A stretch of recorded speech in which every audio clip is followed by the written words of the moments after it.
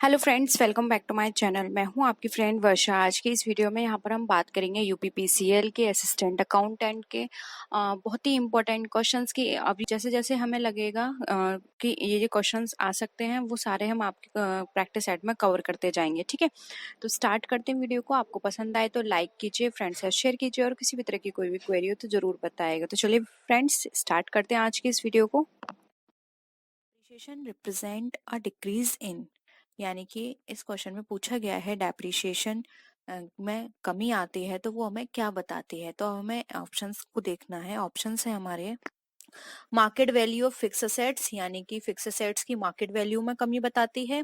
Market value of floating asset, जो floating assets हैं उसकी वैल्यू में बताती है कमी। मार्केट वैल्यू डिवेंचर इश्यूड, या फिर book value of fix assets. तो देखिए, आप सबने डेप्रिसिएशन पढ़ा होगा। डेप्रिसिएशन हम क्यों लगाते हैं? देखिए, कोई भी मशीन, कोई भी फिक्स असेट्स हम परचेज करते हैं तो वो टाइम, जैसे ही टाइम होता है उसको यूज करते हैं तो उसकी जो लाइफ है वो कम होने लगती है, यानी कि उसमें कुछ खराबी आने लगती है जिसको रिपेयरिंग करानी पड़ती है। तो इस तरह से क्या होता है, ये सारी कमी हमारी कहलाती है डेप्रिसिएशन। तो ये डेप्रिसिएशन जब हम लगाते हैं तो किस चीज में कमी आएगी हमें वो बताना है। डेप्रिसिएशन में कमी आती है जब हम डेप्रिसिएशन लगाते हैं तो उससे जो असेट्स होती है उसमें हम डेप्रिसिएशन माइनस कर देते हैं, तो जो रिमेनिंग अमाउंट निकल कर आता है उसको हम बोलते हैं उस चीज का जो पर्टिकुलर असेट है उसकी वैल्यू।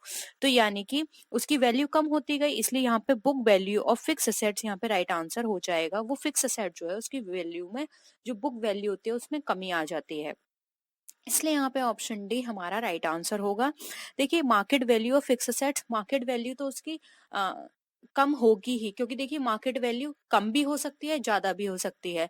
लेकिन यहाँ पर जो उसकी बुक वैल्यू होगी जो कि मेंशन की गई है, जो भी रिकॉर्ड्स प्रिपेयर किए गए हैं वहां पर उसकी बुक वैल्यू शो होगी। वहां पर जो उसकी डिप्रिसिएशन निकालने के बाद जो वैल्यू निकल कर आई है उसको माइनस करने के बाद उसकी बुक वैल्यू कम हो जाएगी। रही बात फ्लोटिंग असेट्स की, तो ये जरूरी नहीं है कि ये फ्लोटिंग असेट्स पर हो। Market value of debenture issued, debenture issued depreciation, यहाँ पर डिवेंचर्स इश्यूड पर डेप्रिसिएशन का कोई मतलब नहीं है, क्योंकि डेप्रिसिएशन पर डिवेंचर्स पर हमारी डेप्रिसिएशन नहीं लगाई जाती है। जो डेप्रिसिएशन हैं वो हमारी लगाई जाती हैं जो हमारी प्लांट एंड मशीनरी होती है, हमारे बिल्डिंग हो गई, इस तरह की चीजों पे जो हमारी फिक्स असेट्स होती हैं उन पर लगाई जाती है। इसलिए यहाँ पे book value of fix assets हमारा राइट आंसर हो जाएगा। नेक्स्ट क्वेश्चन पे आते हैं। Depreciation is a process of, अब डेप्रिसिएशन किस तरह की प्रोसेस है हमें ये बताना है। ये एक एलोकेशन है, वैल्यूएशन है, बोथ एलोकेशन एंड वैल्यूएशन, या फिर नन ऑफ दीज। तो देखिए, डेप्रिसिएशन जब हम लगाते हैं तो इससे हमारे क्या होता है, किसी भी वस्तु में कमी आती है, जिससे वो जो कमी होती है अ, हमें पता चलता है कि इसका अब वास्तव में जो वैल्यू है वो कितना है।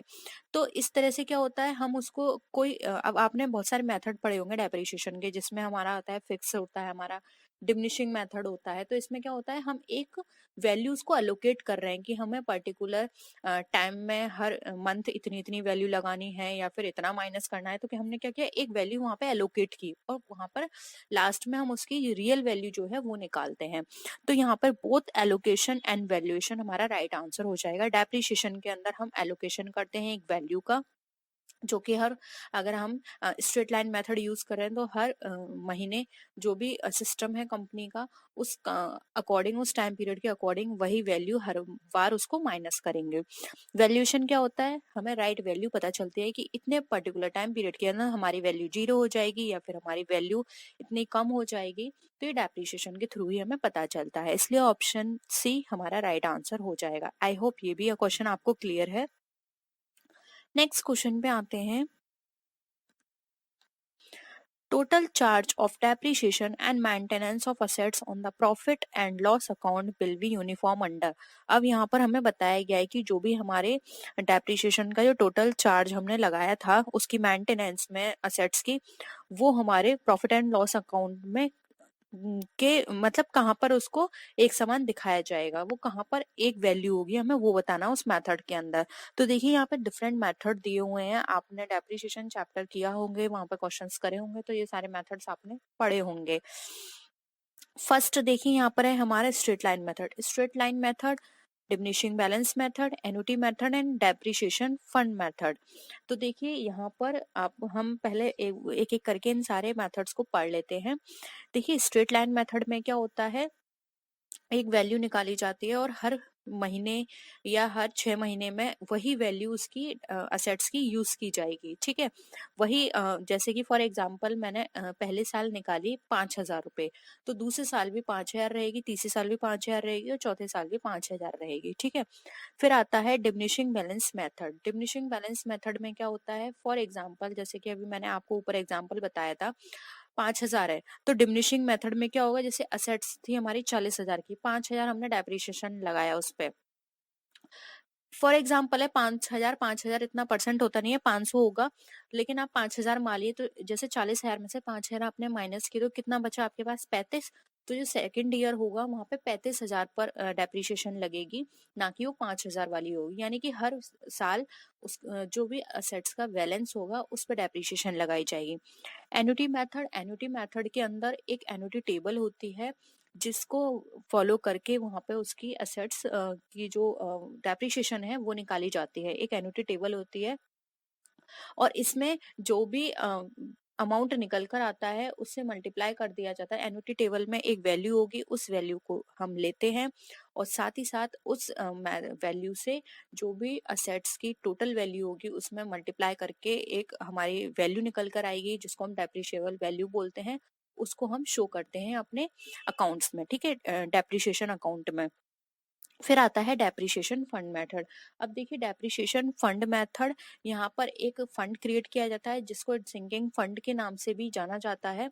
इसके अंदर क्या होता है, हर साल एक फंड क्रिएट कर दिया जाता है और इसमें ये देखा जाता है कि अगर हम इस जगह अपनी बहुत सारी संपत्ति ऐसी होती हैं, मूल्यवान संपत्ति जैसे कि एक टाइम के बाद वो खत्म होती ही होती हैं, तो वो ये सोच कर चलते हैं कि एक समय बाद जब ये खत्म हो जाएंगी तो हमें नई संपत्ति खरीदनी पड़ेगी, नई एसेट परचेस करनी पड़ेगी। तो उस समय इतना पैसा कहाँ से आएगा, तो वो पहले से ही उसमें इन्वेस्ट करते रहते हैं थोड़ा थोड़ा करके, जिससे कि अगर जब इसकी वैल्यू जीरो हो तो हम एक नई असेट्स परचेस कर लें इस फंड में जो भी हमने इन्वेस्ट किया है वहां से पैसा लेकर। ठीक है, तो डेप्रिसिएशन फंड वहां पे क्रिएट किया जाता है। तो यहाँ पर ये सारे मेथड आपने पढ़ लिए। अब आपको बताना है कि यहाँ पर जो रख रखाव में एक समान वैल्यू कहाँ पर होगी। तो अभी अभी मैंने आपको बताया कि एक वैल्यू जो फॉलो की जाती है वो की जाती है स्ट्रेट लाइन मेथड में। नाम से भी इजीली यहाँ पे समझ में आ रहा है, स्ट्रेट लाइन मतलब एक स्ट्रेट वैल्यू है जो हर साल हमें वही वैल्यू यूज करनी है। ठीक है, बाकी सारी तीनों मैंने आपको समझाई दी। ठीक है, नेक्स्ट क्वेश्चन है, the amount of depreciation provided in the sinking fund method when compare to annuity method is. अभी मैंने आपको ये एन्युटी एंड सिंकिंग फंड दोनों डिस्कस किए थे, तो आपको ये बताना है कि जो अमाउंट है डेप्रिसिएशन का सिंकिंग फंड के अंदर अगर वो एन्युटी से कंपेयर किया जाए तो वो क्या रहता है, हाई रहता है, लो रहता है, इक्वल होता है या फिर अनप्रिडिक्टेबल है। तो देखिए अगर हम बात करें सिंकिंग फंड मेथड में जो डेप्रिसिएशन का अमाउंट होता है एन्युटी के अकॉर्डिंग, तो यहाँ पर अगर हम बात करें तो इसकी वैल्यू कैसी होगी, इसकी वैल्यू लो होती है। क्यों, क्योंकि मैंने अभी आपको बताया कि एन्युटी में क्या होता है, एक वहां पर टेबल फॉलो की जाती है, एन्युटी टेबल जिसको बोलते हैं, उसके अकॉर्डिंग निकाला जाता है। जबकि सिंकिंग फंड में क्या होता है, जो प्रॉफिट होते हैं उनमें से कुछ अमाउंट जो हमारे इन्वेस्ट कर दिया जाता है एक फंड में और उस अमाउंट को यहाँ पर शो किया जाता है एज इंटरेस्ट, या हम बोल सकते हैं एज अ डेप्रिसिएबल वैल्यू। तो इसकी जो अमाउंट होता है वो एन्युटी टेबल से हमेशा कम रहता है। ठीक है, तो यहाँ पर लोअर इसका राइट आंसर हो जाएगा। और अभी हम थ्योरी भी डिस्कस करेंगे तो वहां पर हम डिटेल में इनको पढ़ेंगे कि क्या क्या कैसे कैसे सारी चीजें यहाँ पे कैलकुलेट की जाती हैं और किस तरह से यहाँ पर डेप्रिसिएशन निकाला जाता है। ठीक है, नेक्स्ट क्वेश्चन पे आते हैं, depreciation on fix asset is. अब फिक्स असेट पर डेप्रिसिएशन जो होता है वो हमारा क्या कहलाता है, a source of fund, an application of fund, on flow of, no flow of fund, या फिर नन ऑफ द अबव। तो देखिए अगर हम फिक्स असेट पर डेप्रिसिएशन निकालते हैं तो यहाँ पर ये ना तो कोई सोर्स ऑफ फंड है, क्योंकि यहाँ से हमें कोई भी फंड जनरेट नहीं हो रहा, ठीक है। एन एप्लीकेशन ऑफ फंड, अब यहाँ पर किसी फंड का कोई यूज भी नहीं हो रहा, क्योंकि यहाँ पर तो हम एक तरह से बस एक रिकॉर्ड करके चल रहे हैं कि इतने टाइम पीरियड तक हमारी वैल्यू जो है इस असेट की जीरो हो जाएगी या फिर कम हो जाएगी, हमें दूसरी परचेस करनी पड़ेगी। एक अंदाजा लग जाता है कि इतने टाइम पीरियड बाद हमें एक मशीन परचेस करनी है, ठीक है। यहाँ पर उस कोई फंड का हम यूज नहीं कर रहे हैं।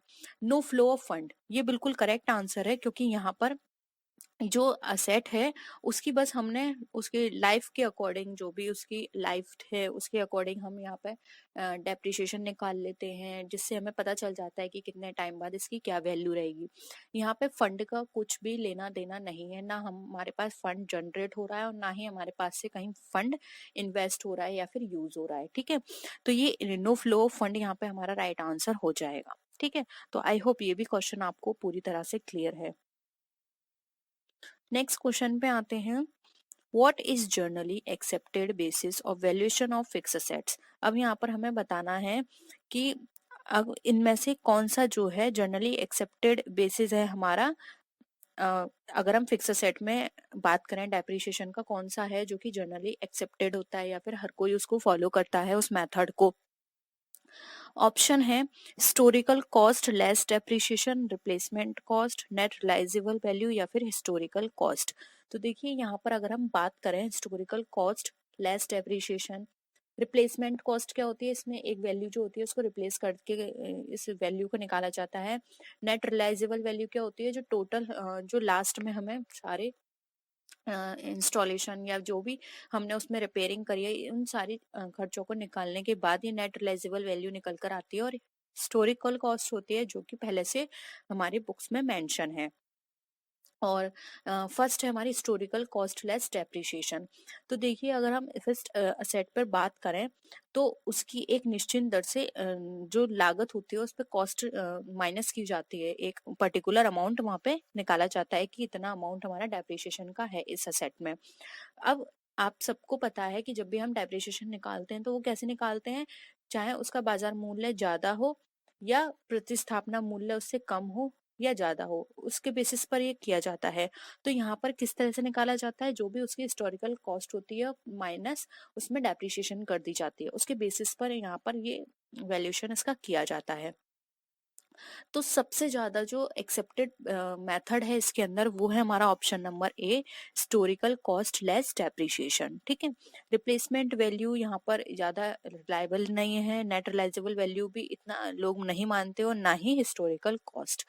तो ऑप्शन ए यहाँ पे हमारा राइट आंसर हो जाएगा। अगर आपको ये सारे मेथड्स एक बार फिर से पढ़ने हैं, क्या है ये सारे, तो हम इनको एक बार फिर से अपनी थ्योरी क्लास में डिस्कस कर लेंगे, ठीक है। नेक्स्ट क्वेश्चन पे आते हैं।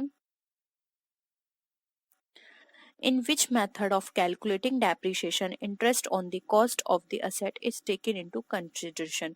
अब हम यहाँ पर हमें बताना है कि कौन सा मेथड है वो डेप्रिसिएशन का कैलकुलेट करने का, जिसमें हमारी जो इंटरेस्ट कॉस्ट पे जो कॉस्ट है उस पे इंटरेस्ट हमारी ध्यान, मतलब जब भी हम किसी की डेप्रिसिएशन निकालते हैं तो वहां पर जो हमारी कॉस्ट होती है असेट की, वहां पर इंटरेस्ट को ध्यान में रखा जाता है। तो मैंने अभी आपको मेथड्स पढ़ाए थे स्टार्टिंग का, जब हमने थर्ड या फोर्थ क्वेश्चन किया था, तो वहां पे मैंने आपको बताए थे स्ट्रेट लाइन मेथड हो गया, हमारा डिमिनिशिंग मेथड हो गया, एन्युटी मेथड हो गया और सिंकिंग फंड, ये चार मेथड मैंने आपको डिस्कस किए थे। तो आंसर उन चारों में से ही आपको बताना है। तो देखिए यहाँ पर भी ऑप्शंस में गिवन है, एन्युटी मेथड है, फिक्स्ड इंस्टॉलमेंट मेथड है, इंश्योरेंस पॉलिसी मेथड है और सिंकिंग फंड मेथड है। तो देखिए यहाँ पर बात करें कि जब हम डेप्रिसिएशन को कैलकुलेट करते हैं तो इंटरेस्ट कहाँ पर हम कैलकुलेट करते हैं, कहाँ पर ध्यान में रखा जाता है कि इंटरेस्ट इसमें लगाना है।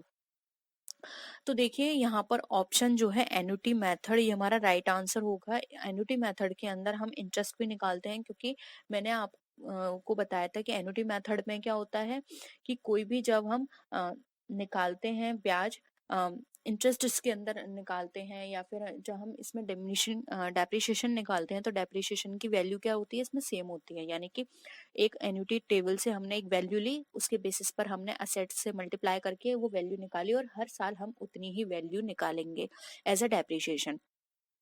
तो इसमें और फिर स्ट्रेट लाइन में क्या डिफरेंस रह गया? तो देखिए दोनों में मेन सिमिलैरिटी तो यही है कि दोनों की जो डेप्रिशिएबल वैल्यू होती है सेम होती है, बस डिफरेंस क्या है, वहां पर स्ट्रेट लाइन मेथड के अंदर कोई भी इंटरेस्ट चार्ज नहीं की जाती और एन्युटी टेबल में इंटरेस्ट चार्ज की जाती है। ये माना जाता है कि जब भी हम इस असेट्स को अगर हम जो भी सॉरी कोई भी अमाउंट अगर हम इस असेट में हमने इन्वेस्ट किया है, अगर हम यहाँ पे इन्वेस्ट ना करके कहीं और इन्वेस्ट करते तो वहां पर हमें क्या मिलता, एक इंटरेस्ट वहां से हमें रिसीव होता। तो ये सोचकर यहाँ पर एक इंटरेस्ट यहाँ पर चार्ज की जाती है इसके ऊपर, जिसको बोला जाता है एन्युटी मेथड। तो आप ये याद रखिए, एन्युटी मेथड और स्ट्रेट लाइन मेथड दोनों सेम है। डिफर क्या है, बस एन्युटी मेथड में कैलकुलेशन होता है एन्युटी टेबल से, सेकंड यहाँ पर इंटरेस्ट चार्ज की जाती है। ठीक है, तो सिर्फ इतना ही डिफरेंस है, बाकी ये बिल्कुल स्ट्रेट लाइन मेथड की तरह ही है। फिक्स्ड इंस्टॉलेशन मेथड वही स्ट्रेट लाइन मेथड आ गया, जिसको सेकंड नाम है। इंश्योरेंस पॉलिसी मेथड, इसको हम दूसरी क्लास में डिस्कस करेंगे, आप इतना समझ लीजिए इसके अंदर एक पॉलिसी ली जाती है अपने डेप्रिशिएबल वैल्यू के लिए, और उस पॉलिसी के थ्रू यहाँ पर जो हमारी डेप्रिशिएशन है वो चार्ज की जाती है। सिंकिंग फंड मेथड मैं ऑलरेडी आपके साथ डिस्कस कर चुकी हूँ। सिंकिंग फंड मेथड के अंदर एक फंड क्रिएट किया जाता है जिसके अंदर हर साल वो जो हमारा अमाउंट है वो इन्वेस्ट किया जाता है, और जब हमारी वैल्यू असेट की जीरो आ जाती है तो वहां पर हम जो भी पैसा कलेक्ट हुआ है उसको निकाल कर वहां से हम दूसरी मशीन इजिली परचेस कर लेते हैं। ठीक है, नेक्स्ट क्वेश्चन है, which of the following term is used to describe the process of writing down the long term investment in intangible assets? अब यहाँ पर बताया गया है कि intangible assets में जब भी हम लॉन्ग टर्म इन्वेस्टमेंट करते हैं तो उसको उसके ऊपर जब भी हम किसी भी तरह की कोई उसको राइट ऑफ करते हैं तो वहां पर जो टर्म यूज किया जाता है उसको राइट ऑफ करने में उसको क्या कहा जाता है? देखिए अभी मैंने फिक्स असेट्स की बात की थी, टेंजिबल असेट्स की बात की थी, उसको हम राइट ऑफ करने के लिए क्या कर रहे थे, अब तक डेप्रिसिएशन लगा रहे थे। अब यहाँ पर आ गई इंटेंजिबल असेट्स। ठीक है, याद रखिए टेंजिबल असेट्स में डेप्रिसिएशन यूज होता है, और जो हमारी इंटेंजिबल असेट्स होती हैं उसमें क्या होगा, तो देखिए पहले ऑप्शंस आप देख लीजिए। ऑप्शंस है हमारे अमोर्टाइजेशन, डेप्रिसिएशन, डिप्लीशन और डिलैपिडेशन। तो देखिए यहाँ पर जो हमारा इंटेंजिबल असेट्स के बारे में पूछा गया, तो इंटेंजिबल असेट्स में अमोर्टाइजेशन, जिसको ऋण मुक्ति भी बोलते हैं, वो यहाँ पे यूज किया जाता है। और यहाँ पे अगर टेंजिबल असेट्स के बारे में पूछा जाता तो टेंजिबल असेट्स के अंदर हम यूज करते हैं डेप्रिसिएशन। तो आई होप ये भी क्वेश्चन आपको पूरी तरह से क्लियर है। नेक्स्ट आते हैं, lease hold property is generally depreciated by. अब जो लीज होल्ड प्रॉपर्टी होती है वो हमारी डेप्रिशिएटेड होती हैं किसके द्वारा? एन्युटी मेथड के द्वारा, fixed instalment method, written down value method या फिर इंश्योरेंस पॉलिसी मेथड। देखिए जो लीज होल्ड प्रॉपर्टी होती हैं उन पर हमेशा यूज किया जाता है एन्युटी मेथड। ठीक है, तो ये आप याद रखिए, लीज होल्ड प्रॉपर्टी पर हम एन्युटी टेबल मेथड या फिर एन्युटी मेथड को यूज करते हैं। ठीक है, तो ऑप्शन ए यहाँ पर हमारा राइट आंसर है। और ये बाकी fixed instalment and return on insurance policy, ये सब मैं आपको ऑलरेडी डिस्कस कर चुकी हूँ।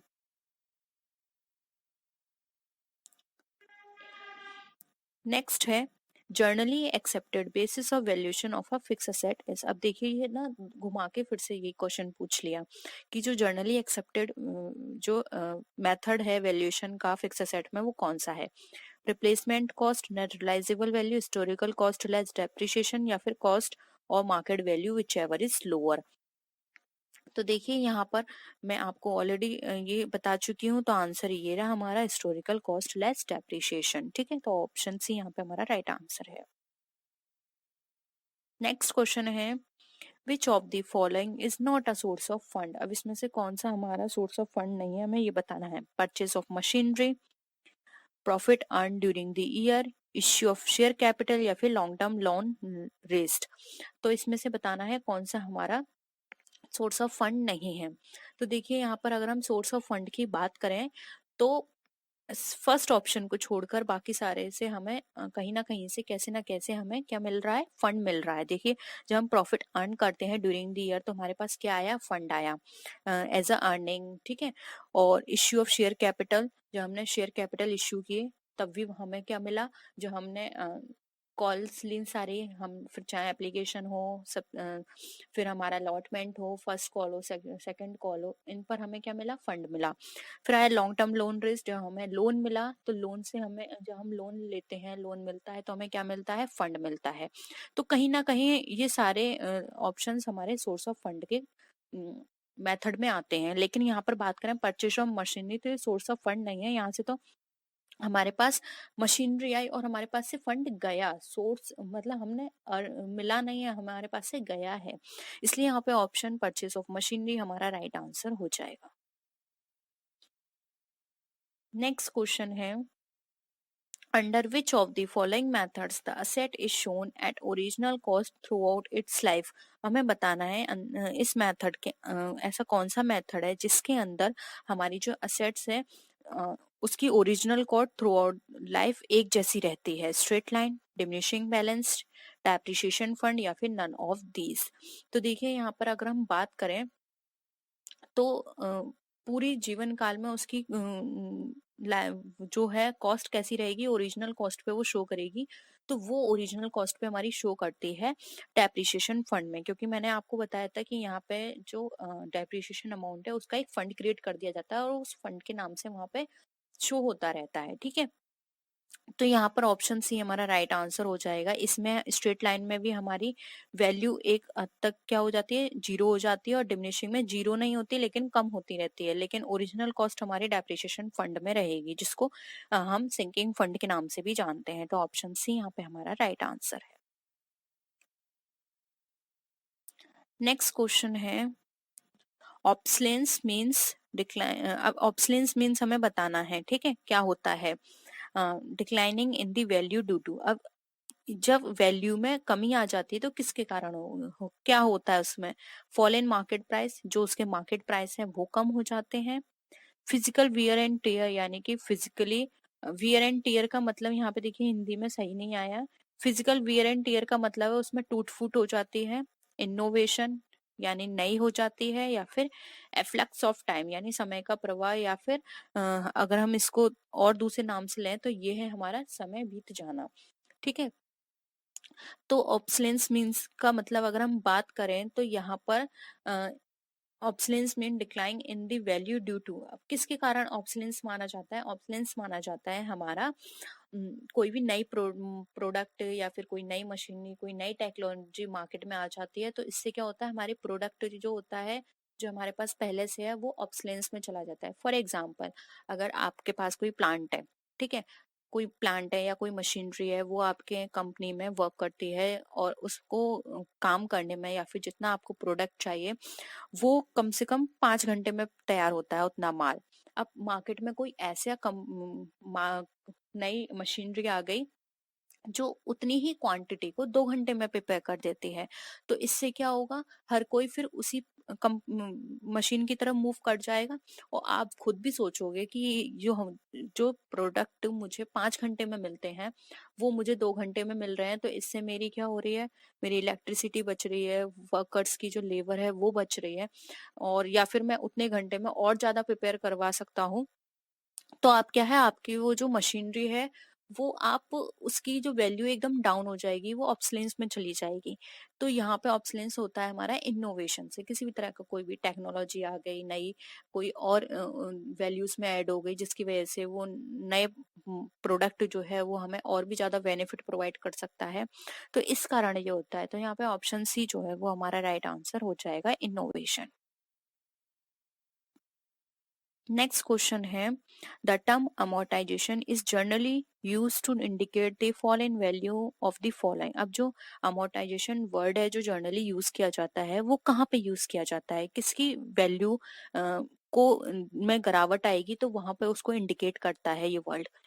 ऑप्शंस हैं tangible fixed assets, intangible fix assets, current assets, या फिर क्विक असेट्स।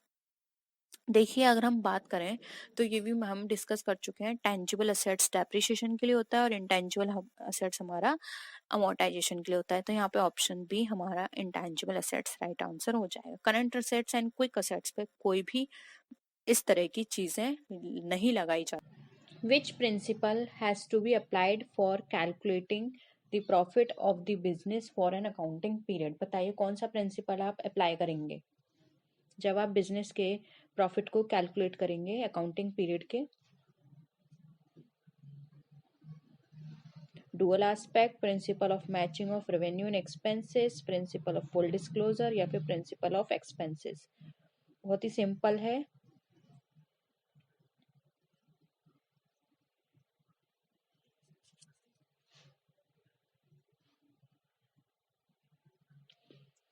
देखिए यहाँ पे प्रिंसिपल अप्लाई करने की बात की जा रही है।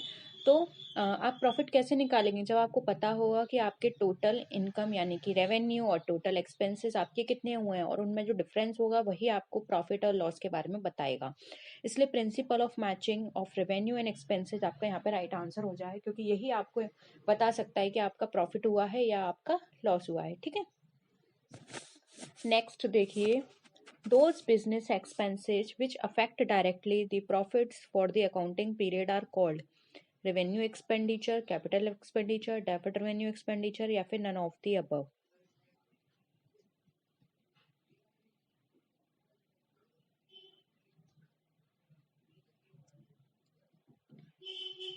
हमारे प्रॉफिट को कौन से अफेक्ट करेंगे?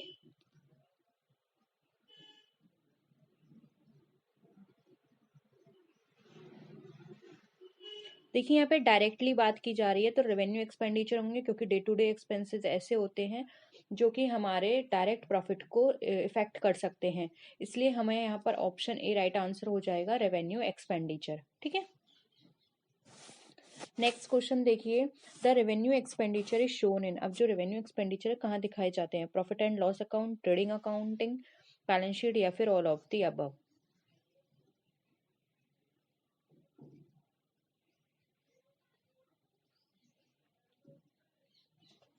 देखिए यहाँ पे रेवेन्यू एक्सपेंडिचर की बात की जा रही है, जैसे कि आपके हो गए सैलरी या आपके डेली के टेलीफोन एक्सपेंसेस हो गया, कन्वीनियंस एक्सपेंसेस हो गए, ये सारे आपके डे टू डे बेसिस पर होते हैं और रेवेन्यू नेचर के हैं। तो ये आपके कहाँ दिखाए जाएंगे? प्रॉफिट एंड लॉस अकाउंट में। वहीं हम ट्रेडिंग अकाउंट की बात करें, ट्रेडिंग में हमारी क्या दिखाया जाता है? ऑपरेटिंग एक्सपेंसेस दिखाए जाते हैं। ठीक है, बैलेंस शीट में तो हमारे रियल और पर्सनल अकाउंट शो किए जाते हैं। इसलिए ऑप्शन ए राइट आंसर हो जाएगा। नेक्स्ट क्वेश्चन पर देखिए, the capital expenditure is shown in. अब जो कैपिटल एक्सपेंडिचर है वो दिखाया जाता है कहाँ? Journal ledger, trading account, profit and loss account या फिर बैलेंस शीट। अब ये भी मैंने आपको बताया था, कैपिटल एक्सपेंडिचर कौन से होते हैं? जो हाई होते हैं। ठीक है, और जो बहुत कम टाइम में होते हैं और उनका प्रॉफिट आपको लॉन्ग टर्म तक मिलता है। तो इस तरह के एक्सपेंडिचर आपके बैलेंस शीट में शो किए जाते हैं। ऑप्शन डी यहाँ पे आपका राइट आंसर हो जाएगा। नेक्स्ट क्वेश्चन देखिए, capital expenditure are also called. Capital expenditure को और क्या बोलते हैं? Deferred revenue expenditure, recurring expenditure, fixed expenditure या फिर बैलेंस शीट।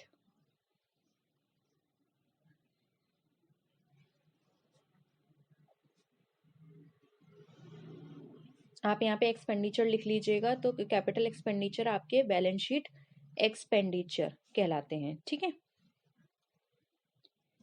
नेक्स्ट है, revenue expenditure is incurred. Revenue expenditure कब इनकर होते हैं? जब हम अपनी अर्निंग कैपेसिटी को मेंटेन करते हैं या फिर लॉस को प्रिवेंट करते हैं या फिर जो एंटरप्राइज है उसकी रेपुटेशन को मेंटेन करके रखते हैं, या फिर यहाँ पर ऑप्शन है फोर्थ हमारा, for satisfying the needs of the business. बताइए।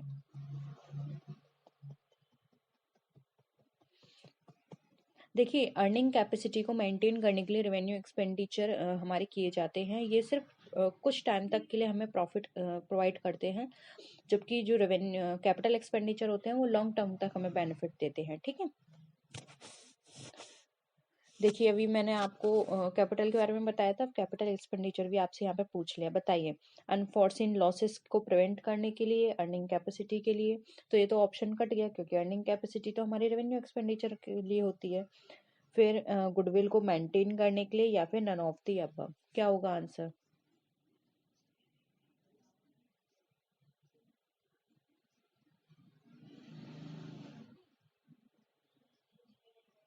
बताइए।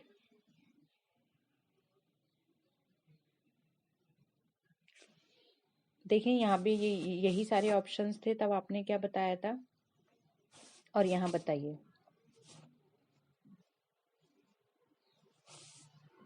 ऑप्शन होमवर्क में देंगे और क्वेश्चन आपको। ओके, ये क्वेश्चन आप होमवर्क में रख लीजिए। नेक्स्ट क्वेश्चन पर आइए। For an engineering concern the expenditure on plant and machinery is डेस expenditure if the plant is meant for resale. बताइए।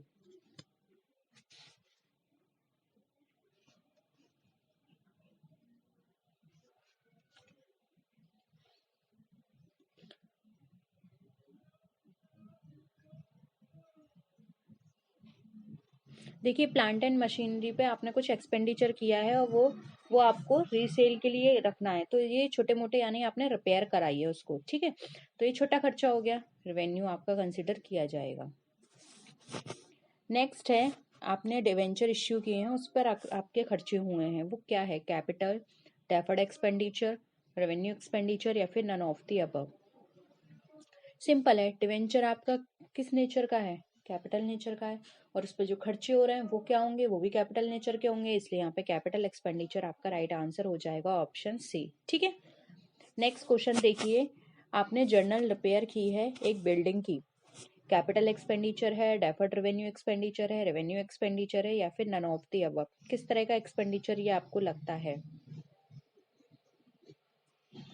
जर्नल रिपेयर है, यानी कि आपने उस पर पेंट करवाया है, ठीक है, या फिर आपने ऐसे छोटे मोटे खर्चे करे हैं, तो ये इस तरह के एक्सपेंडिचर आपके किस तरह कंसिडर किए जाएंगे?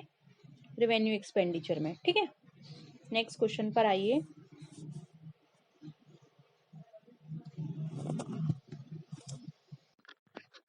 नेक्स्ट क्वेश्चन है, carriage on machine purchased is a. Machine purchase पर आपने कैरेज दिया है, डेफर्ड रेवेन्यू एक्सपेंडिचर है, रेवेन्यू है, कैपिटल एक्सपेंडिचर है। देखिए जब भी हम कोई मशीन खरीद के लाते हैं, तो आप क्या कहते हो कि ये मशीन टोटल हमें इतने की पड़ी, उसमें आप सारा खर्चा लगा लेते हो, इंश्योरेंस का, लाने का, किराए का, या फिर आपने उसको घर तक लाने में जो भी खर्चे करे हैं वो सारे आप उसकी कॉस्ट में लगा के बताते हो कि टोटल ये मशीन हमें इतने में पड़ी। तो इस तरह के खर्चे हमारे किस में कंसिडर किए जाते हैं? ये सब हमारे कंसिडर किए जाएंगे कैपिटल एक्सपेंडिचर में। ठीक है, ऑप्शन क्या हो जाएगा? सी राइट आंसर हो जाएगा। नेक्स्ट क्वेश्चन देखिए। If a revenue expenditure is incurred during the year but paid as advance for the coming year, such expenditure is called।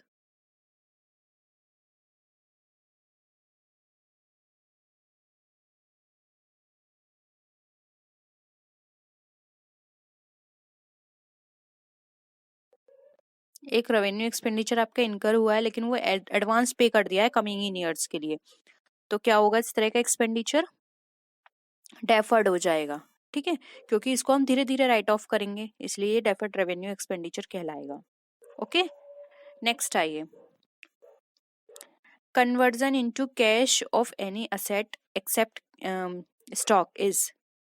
आपने कन्वर्जन किया है कैश का किसी असेट में, लेकिन उसमें आपने स्टॉक को छोड़ दिया है, तो ये रेवेन्यू रिसीप्ट है, कैपिटल रिसीप्ट है, रिकरिंग रिसीप्ट है, या फिर नन ऑफ दीज है? क्या हो जाएगा ये? Capital receipt. ठीक है, क्योंकि ये कैपिटल नेचर है, सारा असेट में किया है, असेट आपके लिए क्या हो गई? कैपिटल हो गई। नेक्स्ट है, amount from sale of goods is an example of. अब कोई भी अमाउंट आपने रिसीव किया है सेल ऑफ गुड्स से,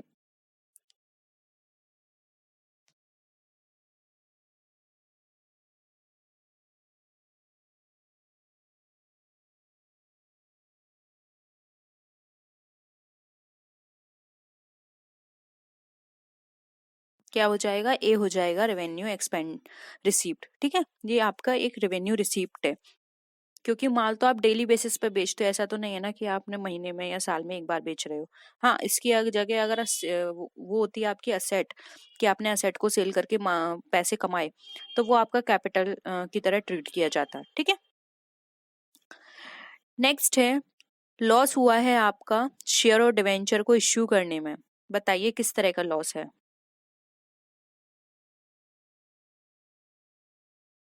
शेयर और डिवेंचर्स क्या हैं आपके, कैपिटल। ओके, और इस पे जो भी खर्चा होगा वो क्या होगा, कैपिटल लॉस। सिंपल है, ऑप्शन बी यहाँ पे राइट आंसर हो जाएगा। नेक्स्ट आइए, जो रेवेन्यू लॉस है हमारा, वो यूजुअली उसको ट्रीट किया जाता है प्रीवियस ईयर के प्रॉफिट एंड लॉस अकाउंट में, करंट ईयर के प्रॉफिट एंड लॉस अकाउंट में, करंट ईयर की बैलेंस शीट में, या फिर ऑल ऑफ दी अबव। बताइए क्या होगा आंसर।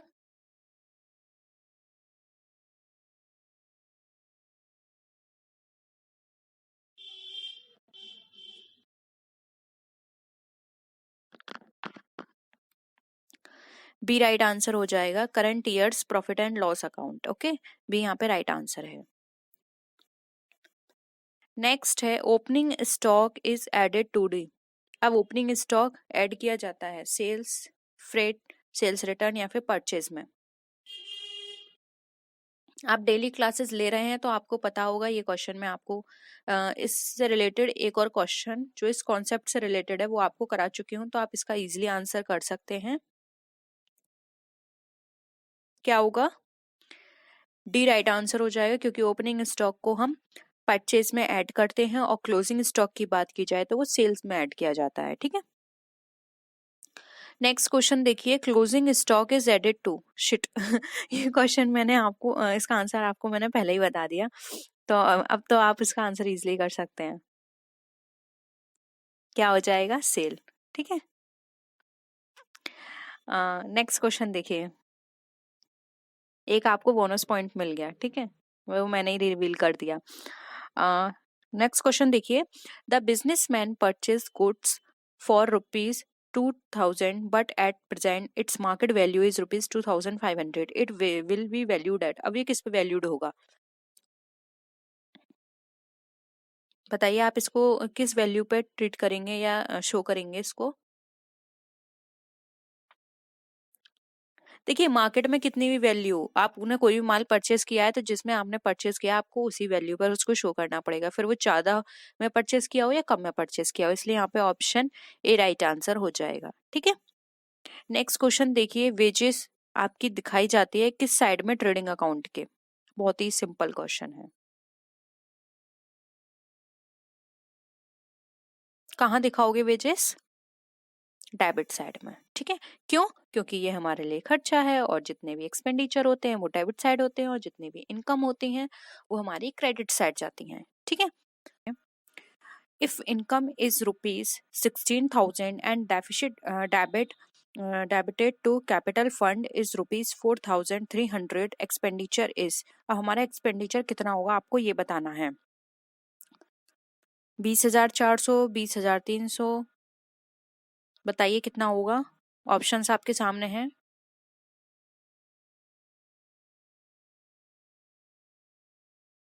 सॉल्व करिए इसको।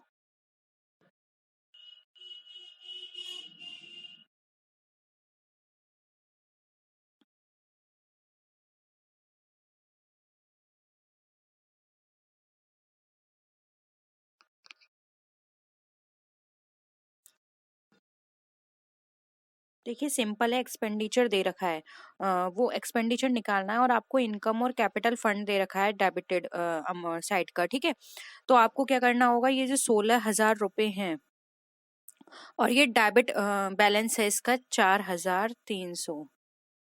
ठीक है, अब इन दोनों को आपको क्या करना होगा, ऐड कर दीजिए आप इसको, कितना हो जाएगा, 3, 2, 20,300, यानी कि आपका टोटल एक्सपेंडिचर कितना है, 20,300। ऑप्शन बी यहाँ पे राइट आंसर हो जाएगा। सिंपल था।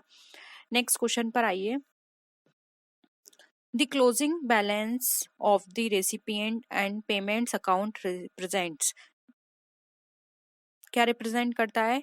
क्लोजिंग कैश इन हैंड और cash at bank, opening cash in hand, both A and B, या फिर none of the above.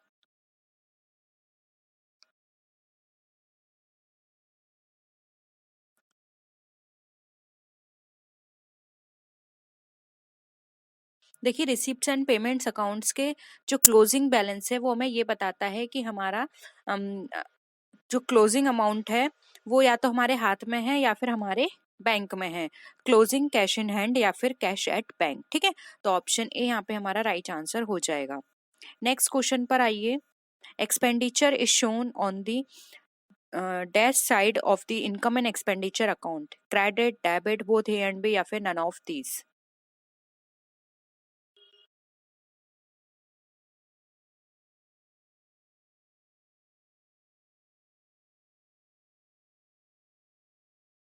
Expenditure कहाँ शो करता है इनकम एंड एक्सपेंडिचर के? सिंपल है, डेबिट साइड में। और क्रेडिट साइड में क्या शो करते हैं? हम इनकम को शो करते हैं। ऑप्शन बी यहाँ पे हमारा करेक्ट है। नेक्स्ट देखिए, represents the excess of assets over liabilities, कहाँ रिप्रेजेंट करते हैं? Revenue fund, revenue expenditure, capital fund, या फिर नन ऑफ दीज।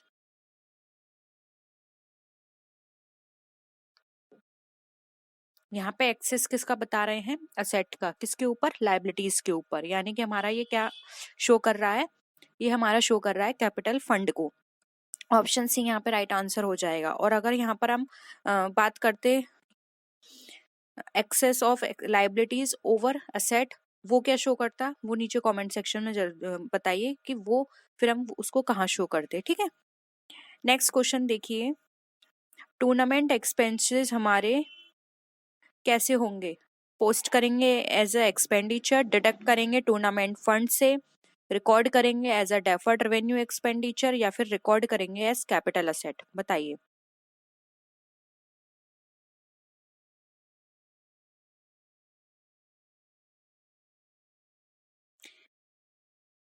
क्या होगा आंसर?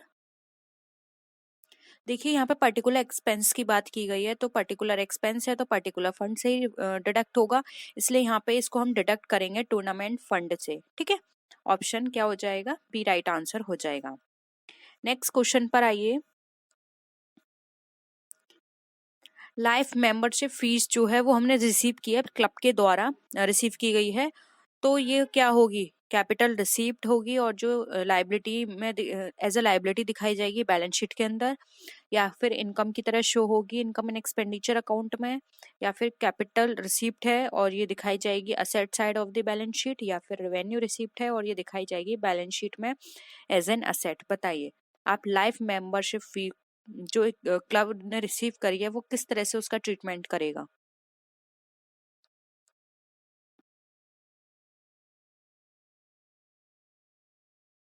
सिंपल है, देखिए, किसी भी तरह की आप फीस लेते हैं तो वो आपके लिए क्या है? एक तरह से लाइबिलिटी है। आपको उस जो भी आपने फीस जिस भी पर्पज से ली है उसकी सर्विस आपको प्रोवाइड करनी पड़ेगी। ठीक है, तो ये एज अ लाइबिलिटी आप शो करेंगे कहाँ पे? लाइबिलिटी साइड में, कैपिटल हेड के अंदर। ठीक है, तो यहाँ पर क्या हो जाएगा? ऑप्शन ए राइट आंसर हो जाएगा। नेक्स्ट क्वेश्चन पर आइए। एंट्रेंस फी है जो कि हमने रिसीव्ड की है to be capitalize ₹500, capital fund है हमारा 40,000, 100, 100। What amount will be posted in the income and expenditure account? बताइए, इसमें से फिर कौन सा अमाउंट है वो आप इनकम एंड एक्सपेंडिचर अकाउंट में पोस्ट करेंगे? 500 करेंगे, 40, 600, 40, 100, या फिर नन ऑफ दीज।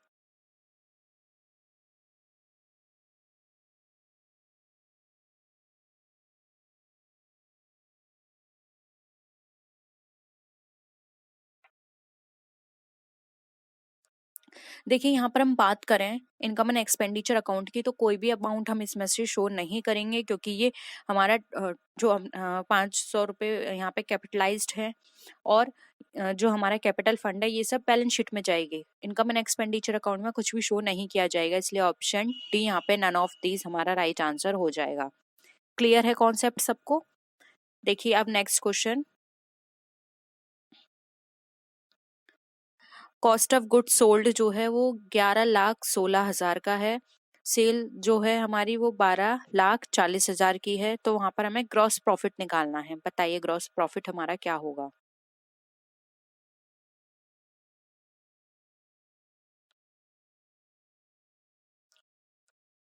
आपको ग्रॉस प्रॉफिट का फॉर्मूला पता होगा तो आप इजीली निकाल सकते हैं।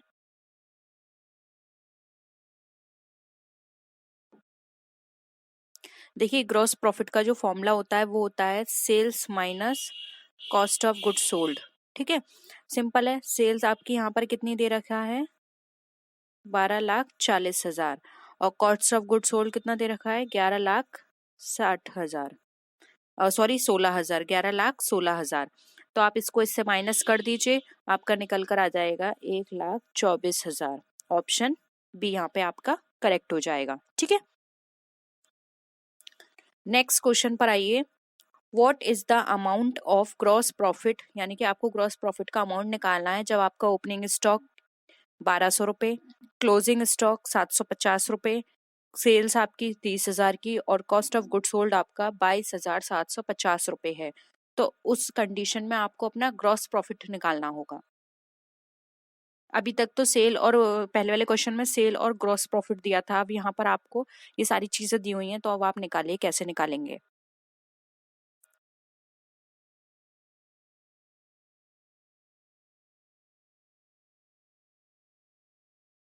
देखिए अगर आपको थोड़ा सा भी कॉन्सेप्ट पता है ना तो अभी भी आप बहुत इजी निकाल सकते हैं इसको।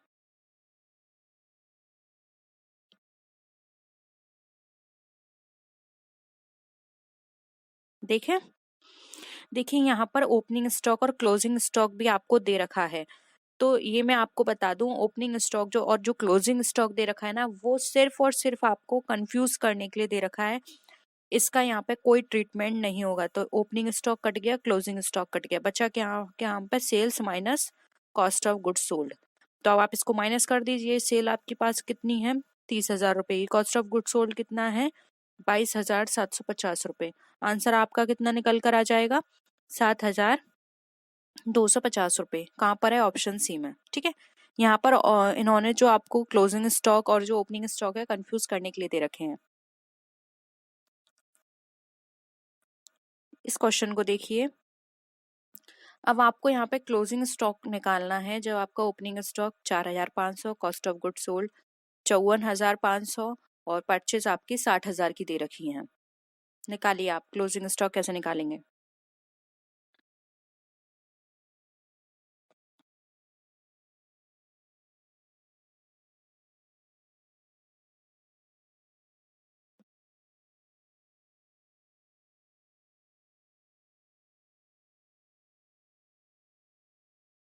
कॉस्ट ऑफ गुड सोल्ड का आपको फॉर्मूला पता है, उससे भी आप इसको इजीली निकाल सकते हैं।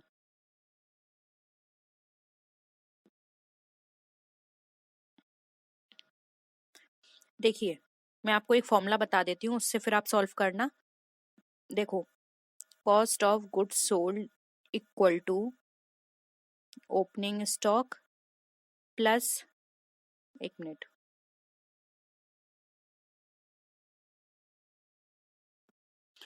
Cost of good sold equal to opening stock plus purchase minus closing stock.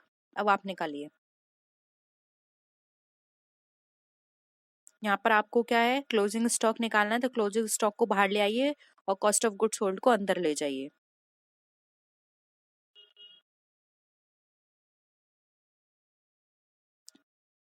देखिए क्लोजिंग स्टॉक को बाहर निकालेंगे और ओपनिंग स्टॉक को अंदर ले जाएंगे तो हमारा क्या है, हमारी परचेज कितनी है, 4,500। ठीक है, प्लस क्या करेंगे हम, परचेज कितनी हो गई हमारी, 60,000, और हमने कॉस्ट ऑफ गुड्स सोल्ड अंदर ले आए तो माइनस क्या हो जाएगा हमारा, 54,500। अब आप इसको सॉल्व कर लीजिए। देखिए 54,500 में से पहले आप 60,000 में से इसको माइनस कर दीजिए, फिर 4,500 आप ऐड कर दीजिए, टोटल आपका निकल कर आ जाएगा 10,000। ऑप्शन सी आपका राइट आंसर हो जाएगा यहाँ पे। ठीक है, एक बार फिर से सॉल्व करिएगा इस क्वेश्चन को, नहीं आएगा तो हम दोबारा से कराएंगे। नेक्स्ट क्वेश्चन देखिए, what is the amount of purchase when opening stock is rupees 10,000, closing stock is rupees 8,000 and sales are rupees 1,10,000 and cost of goods sold is sold is rupees 80,000.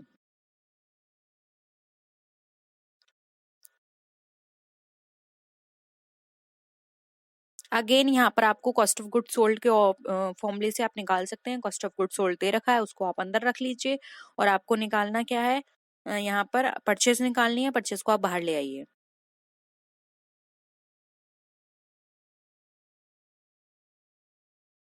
देखिए सबसे पहले आप यहाँ पर क्या दे रखा है आपको, ओपनिंग स्टॉक दे रखा है। ओपनिंग स्टॉक में से पहले तो आप यहाँ पर सेल जो है वो माइनस कर दीजिए।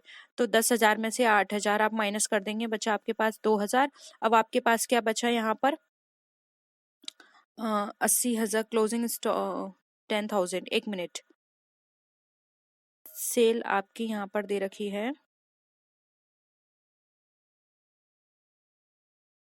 ओके। ओपनिंग स्टॉक 10,000 है, सेल आपकी यहाँ पर 8,000 की दे रखी है, ठीक है। तो ठीक है, हमने माइनस कर दिया, 2,000 आपके निकल आए। अब यहाँ पर आपको क्या दे रखा है, इन्होंने 80,000 का कॉस्ट ऑफ गुड सोल्ड दे रखा है। तो इसको इस तरह से लिखिए, cost of good sold equal to 2,000 rupees, ठीक है। अब यहाँ पर आपको परचेज निकालनी है, तो ये कॉस्ट ऑफ गुड सोल्ड जो है उसमें से आप ये जो माइनस है होगा 2,000 रुपये, इसको माइनस कर दिए, क्योंकि आप अंदर लेके जाएंगे तो ये माइनस में चला जाएगा। तो 80,000 में से जब आप 2,000 माइनस करेंगे तो ये आपका आ जाएगा 78,000। ऑप्शन ए यहाँ पे राइट आंसर हो जाएगा। परचेज का जो अमाउंट है वो आपका 78,000 है। नहीं तो आप इसको क्रॉस चेक करके भी निकाल सकते हैं, तो आपका आंसर सीधे निकल कर आ जाएगा, ठीक है। अब देखिए यहाँ पर आपको ग्रॉस प्रॉफिट या ग्रॉस लॉस जो भी निकल कर आए वो निकालना है। जब आपका कॉस्ट ऑफ गुड सोल्ड दे रखा है 7,900, सेल वर्थ दे रखी है 11,000 और परचेज आपको दे रखी है 3,000 रुपए की, तो आप निकालिए कि आपका ग्रॉस प्रॉफिट निकलेगा या फिर ग्रॉस लॉस निकलेगा। ग्रॉस प्रॉफिट का भी मैंने आपको फॉर्मूला अभी बताया था, sales minus cost of good sold कर दीजिए। सेल्स आपकी कितनी है, 11,000 की। कॉस्ट ऑफ गुड सोल्ड कितना है, 7,900 का। सिंपल है, 11,000 में से जब 7,900 माइनस करेंगे तो आपका कितना निकल कर आ जाएगा, 3,100। ऑप्शन बी राइट आंसर है, ओके। ग्रॉस प्रॉफिट निकल आया आपका। नेक्स्ट देखिए, अब आपको यहाँ पे परचेज अमाउंट निकालना है। ओपनिंग स्टॉक आपका 3,500 का है, क्लोजिंग स्टॉक आपका 1,500 का है और कॉस्ट ऑफ गुड सोल्ड 22,000 की है। अगेन वही फॉर्मूला लगा दीजिए कॉस्ट ऑफ गुड सोल्ड का,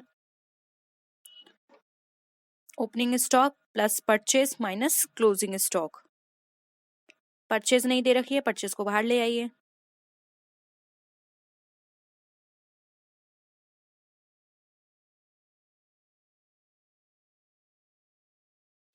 ओपनिंग स्टॉक में से पहले क्लोजिंग स्टॉक माइनस कर दीजिए, कितना आ गया 2,000। और जो कॉस्ट ऑफ गुड सोल्ड है उसमें से माइनस कर दीजिए 2,000 को, कितना आ गया 20,000। परचेज आपकी कितनी निकलाई, 20,000 की। सिंपल है, ऑप्शन ए राइट हो गया। देखिए ये क्वेश्चन बहुत सिंपल है, आप खुद से एक बार करने की कोशिश करिए, नहीं आएगा हम फिर से इन क्वेश्चंस को करेंगे, लेकिन जब तक आप खुद से नहीं करेंगे आपको नहीं आएगा, ठीक है। फॉर्मुलेज एक जगह लिखिए सबके, तब आप इसको करने की कोशिश करिए, क्योंकि जब तक आपको फॉर्मूले नहीं होंगे याद तब तक आप नहीं करेंगे। और मैंने स्टार्टिंग में क्वेश्चन में आपको फॉर्मूले बता दिए हैं, तो कॉस्ट ऑफ गुड सोल्ड का याद कर लीजिए, उसी से सारे क्वेश्चन सॉल्व हो जाएंगे, ठीक है। मेन क्या होता है, जो भी आपको फॉर्मूले दिए, एक दो फॉर्मूले आपने याद किए हैं, उसी से जो भी आपका नहीं दिया हुआ है उसको बाहर रखिए, बाकी सब अंदर डाल दीजिए, ठीक है। तो उससे आपका आंसर निकल आएगा। अब आपको यहाँ पे करेक्ट इक्वेशन बतानी है। Closing stock plus purchase minus opening stock minus cost of goods sold equal to 0, या फिर opening stock minus closing stock minus purchase plus cost of goods sold 0 होगी। बताइए, ऑप्शंस आप खुद पढ़िए और बताइए आपको इसमें से कौन सा लगता है जो इक्वेशन आपको बिल्कुल सही लगता है।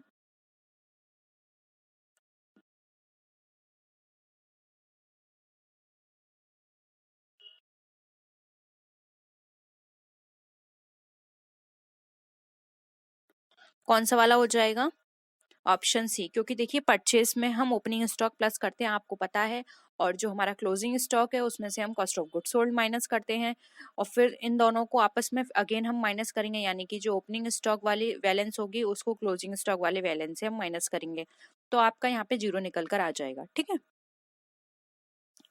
नेक्स्ट देखिए, बैलेंस शीट जो है वो क्या शो करती है, बहुत ही सिंपल, बहुत ही इजी क्वेश्चन है ये, आप सबको पता है फाइनेंशियल पोजीशन शो करते हैं हमारे बिजनेस के, ठीक है। नेक्स्ट देखिए, financial statement consist of profit and loss, balance sheet, both A and B, या फिर नन ऑफ द अबव। समझाने की जरूरत नहीं है, सबको पता है क्या हो जाएगा। फाइनेंशियल स्टेटमेंट हमें हमारी क्या क्या चीजों को इंक्लूड किया जाता है, profit and loss account, balance sheet, दोनों को। नेक्स्ट है the excess of credit side of profit and loss account put indicate. Excess है हमारा credit side profit and loss account का, तो क्या इंडिकेट करेगा, प्रॉफिट, और डेबिट साइड लॉस को करता है। नेक्स्ट है gross profit and gross loss is shown. Gross profit और ग्रॉस लॉस क्या शो करता है, शोन बाय है, ठीक है। किसके द्वारा शो किया जाता है, trading, balance sheet, profit and loss, all of these. बहुत ही सिंपल है, ट्रेडिंग अकाउंट। अब आपको बताना है नेट प्रॉफिट एंड लॉस किसके द्वारा शो किया जाता है, वो ट्रेडिंग अकाउंट था, और ये क्या हो जाएगा हमारा प्रॉफिट एंड लॉस अकाउंट, ठीक है। लास्ट के क्वेश्चंस तो बहुत सिंपल है।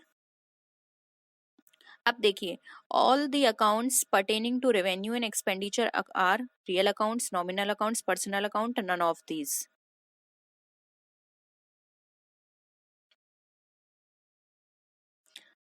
रेवेन्यू एंड एक्सपेंडिचर आपका, आप इससे भी बता सकते हैं कि रेवेन्यू एंड एक्सपेंडिचर किस नेचर का अकाउंट होता है, तब भी आप बता सकते हैं कि कौन सा अकाउंट है, कौन सा, नॉमिनल, क्योंकि रेवेन्यू एंड एक्सपेंडिचर आपको पता है हमारे सारे एक्सपेंडिचर्स शो कर रहा है ये, और नॉमिनल में भी एक्सपेंडिचर्स होते हैं, इसलिए ऑप्शन बी राइट आंसर हो जाएगा, ठीक है।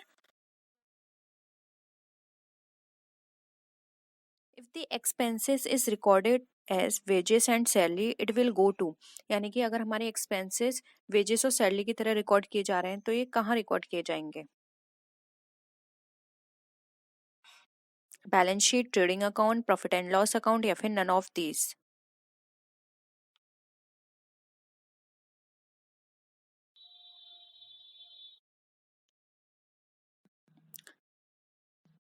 देखिए क्या हो जाएगा, देखिए पहले वेजेस दे रखा है, और आपको मैंने पहले भी बताया था कि अगर स्टार्टिंग में वेजेस दे रखा हो बाद में सैलरी, तो आपको उसका ट्रीटमेंट ऑपरेटिंग एक्सपेंसेस की तरह करना है, यानी कि ट्रेडिंग अकाउंट में दिखाना है, और पहले सैलरी बाद में वेजेस दे रखा है तो ये होगा नॉन ऑपरेटिंग की तरह, और आपको P&L में दिखाना पड़ेगा। तो यहाँ पे पहले वेजेस है, इसलिए इसका आंसर हो जाएगा बी, जो कि हमारा ट्रेडिंग अकाउंट, ठीक है। नेक्स्ट क्वेश्चन देखिए, अब देखिए यहाँ पर रिवर्स कर दिया, एक्सपेंस अब कैसे दिया है, सैलरी एंड वेजेस की तरह, तो ये कहाँ दिखाया जाएगा, अभी अभी हमने डिस्कस किया, अगर पहले सैलरी दिया हुआ है तो ये दिखाया जाएगा P&L अकाउंट में, ठीक है। नेक्स्ट क्वेश्चन पर आइए, the debit side of the profit and loss account shows expenses and losses, incomes, losses, या फिर प्रॉफिट्स।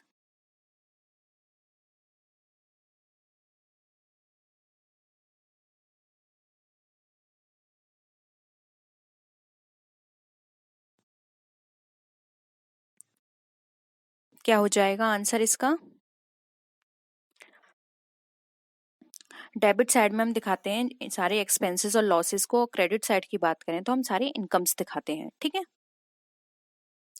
नेक्स्ट क्वेश्चन पर आइए, balance sheet is the statement at a given date showing on one side the traders property and on the other hand possessions and the liabilities, this definition given by, यानी कि जो definition दी गई है किसके द्वारा दी गई है। देखिए इस तरह के क्वेश्चंस आप तभी कर सकते हैं जब आपको याद होंगे, ये क्वेश्चंस तो आपको याद करने पड़ेंगे, ठीक है, इसमें कोई समझने वाली बात नहीं है, तो डायरेक्ट हम आंसर कर देते हैं। इसका आंसर हो जाएगा ऑप्शन बी, जो कि है हमारा ए पाल्मर ने ये डेफिनेशन दी है, ठीक है। नेक्स्ट है, a balance sheet is an itemised list of the asset, liabilities and proprietorship of a business of an individual at a certain date. This definition is given by, अब ये वाली definition भी आपको बतानी है किसने दी है, याद होगा तभी आप कर सकते हैं। ये जो डेफिनेशन दी है ये दी है फ्रीमैन ने, ठीक है। ऑप्शन बी यहाँ पे राइट आंसर हो जाएगा। कुछ स्टैटिक चीजें होती हैं जो कि आपको याद करनी पड़ेंगी, क्योंकि उसमें हम कुछ चेंज नहीं कर सकते, वो एज इट इज रहती हैं। नेक्स्ट देखिए, direct expenses are debited to balance sheet, trading account, profit and loss account या फिर नन ऑफ दीज, बताइए। डायरेक्ट एक्सपेंसेस कहाँ जाते हैं हमारे? ट्रेडिंग अकाउंट में। ऑप्शन क्या हो जाएगा? बी। और अगर इनडायरेक्ट एक्सपेंस की बात करें तो वो जाएंगे हमारे P&L अकाउंट में। सिंपल था ये। नेक्स्ट देखिए, bad debts is shown on the debit side of the balance sheet, trading account, profit and loss account या फिर none of the above.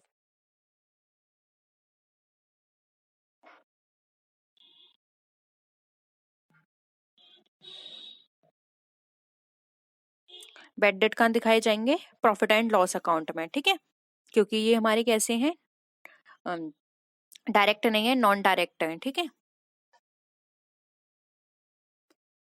Next देखिए, if discount allowed appears in the trial balance it will be shown at the debit side of P&L account, trading account, balance sheet या फिर none of the above, बताइए। अगर discount allowed जो किया था आपने वो आपका ट्रायल बैलेंस में दिखाया गया है तो आप किस के डेबिट साइड में दिखाएंगे? ये दिखाया जाएगा हमारा P&L के डेबिट साइड में, ठीक है। नेक्स्ट है, अब आपका आउटस्टैंडिंग वेजेस अकाउंट है वो किस तरह का अकाउंट है? पर्सनल, नॉमिनल, रियल या non, none of these.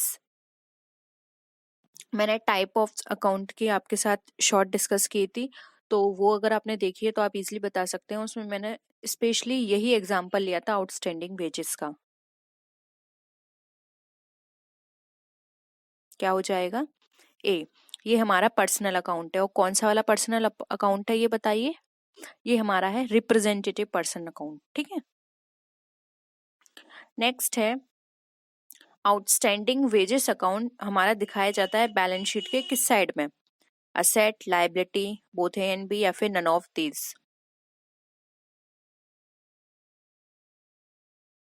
Outstanding wages क्या है? आप ये सोच के चलिए, आउटस्टैंडिंग वेजेस आपको पेमेंट करना है, रह गई है, तो आपके लिए लायबिलिटी है, तो ये बैलेंस शीट में किस साइड दिखाई जाएगी? लायबिलिटी साइड में। सिंपल है, तो ऑप्शन बी क्या हो जाएगा? राइट आंसर हो जाएगा। नेक्स्ट क्वेश्चन देखिए, a company has to prepare its balance sheet according to format as prescribed in part 1 of the schedule dash to the companies act 1956। बताइए, एक कंपनी जो है अपनी बैलेंस शीट प्रिपेयर करती है एक पर्टिकुलर फॉर्मेट की में, जो कि पार्ट 1 के किस शेड्यूल में प्रिस्क्राइब किया गया है?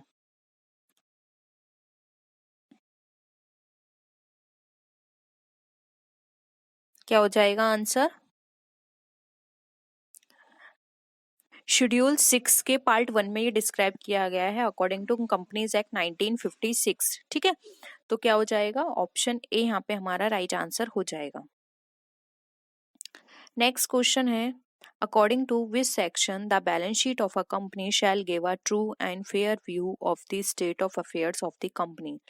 Section 210, section 199, section 411 and section 211, बताइए।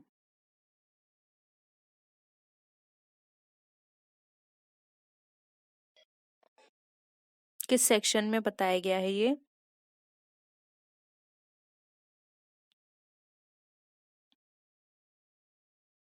देखिए, यहाँ पर हम बात करें बैलेंस शीट की कि ये हमें सही इंफॉर्मेशन प्रोवाइड करेगी कंपनी के अकॉर्डिंग, तो ये हमारी डेफिनेशन या फिर हम बोल सकते हैं ये स्टेटमेंट हमारा सेक्शन 211 में दिया गया है, ठीक है। तो ऑप्शन डी यहाँ पे हमारा राइट आंसर हो जाएगा।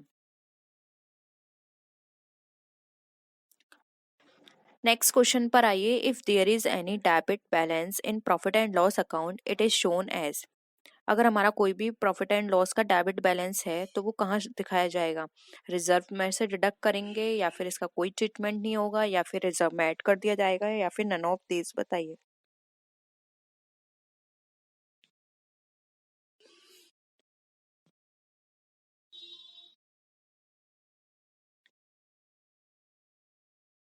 देखिए, यहाँ पे ना P&L के डेबिट शेष की बात कर रहे हैं, यानी कि आपके लिए क्या हो गया? खर्चा हो गया।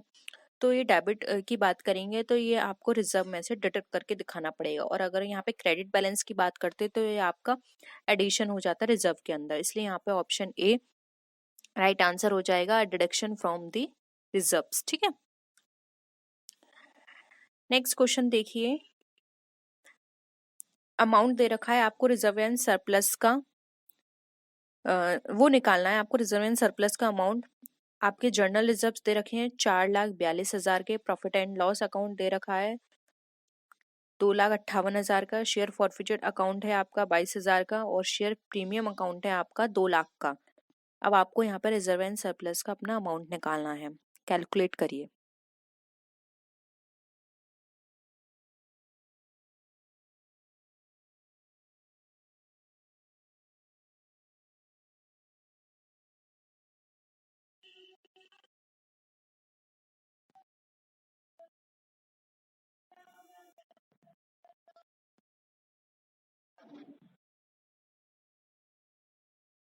देखिए अभी अभी मैंने आपको बताया था जो हमारा P&L का डेबिट बैलेंस है वो माइनस होता है रिजर्व एंड सरप्लस से। तो 4,42,000 जो है, इसमें से पहले आप 258 को माइनस कर दीजिए, करिए माइनस।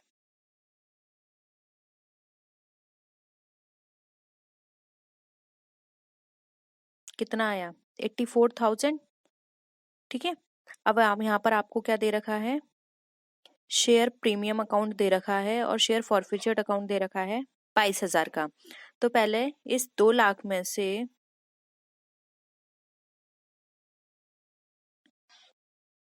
2 लाख और ये हमारा दे रखा है, ओके।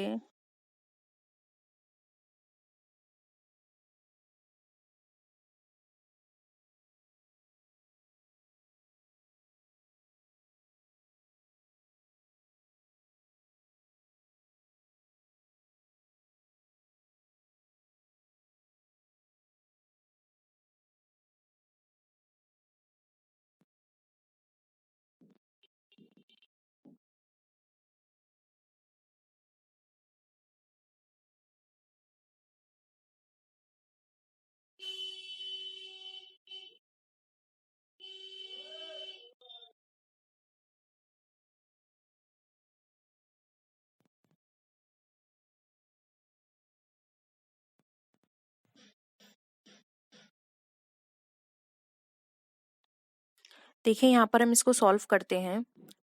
यहाँ पर आपको क्या दे रखा है, रिजर्व दे रखा है और आपका डेबिट बैलेंस। तो पहले तो मैंने आपको बताया था डेबिट बैलेंस को डिडक्ट करते हैं। तो 4,42,000 में से आप ये वाली वैल्यू 2,58,000 को डिडक्ट कर दीजिए। कितना होगा, 12 में से यहाँ पर 8 गए, कितना बचा आपका 4, यहाँ 3 है, 13 में से 5 गए, यहाँ बचा आपका 8, यहाँ 3 है जी, 2 बचा, तो 1,84,000 हो गया। ठीक है, ये आपका कितना हो गया, 1,84,000। अब यहाँ पर शेयर फॉरफिचर्ड अकाउंट दे रखा है, इससे हमें कोई मतलब नहीं है क्योंकि ये स्पेशल अकाउंट है और ये शेयर में ही काम आएगा। और यहाँ पे शेयर प्रीमियम दे रखा है 2 लाख का। तो 2 लाख को 1,84,000 में आप ऐड कर दीजिए, आपका टोटल कितना रिजर्व एंड सरप्लस निकल कर आ जाएगा, 3,84,000। ऑप्शन क्या हो जाएगा आपका, डी, जो कि आपका 3,84,000। ठीक है, होप यहाँ पर ये वाला क्वेश्चन आपको क्लियर है। नेक्स्ट क्वेश्चन पर आइए। डिस्काउंट अलाउड है आपका इश्यू ऑफ शेयर पर और डिवेंचर पर। ये आपका कहाँ पर दिखाया जाएगा, रिजर्व एंड सरप्लस में, शेयर कैपिटल, मिससेलेनियस एक्सपेंडिचर, या फिर नन ऑफ द अबव।